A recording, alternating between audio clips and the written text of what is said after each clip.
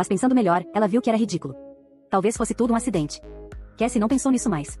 Ela pegou o metrô para trabalhar como sempre, mas no momento em que tirou sua jaqueta, o estranho sentimento veio de novo. Ela de repente viu um homem de terno com cabelo ondulado matar uma garota em sua frente. Então 2 outras garotas foram atacadas pelo mesmo homem. Mas quando Cassie olhou para trás arrepiada, ela percebeu que ainda estava usando a sua jaqueta. E a menina em sua frente estava ilesa. Era como se ela estivesse alucinando. No entanto, a inquietação em seu coração ficou cada vez mais forte.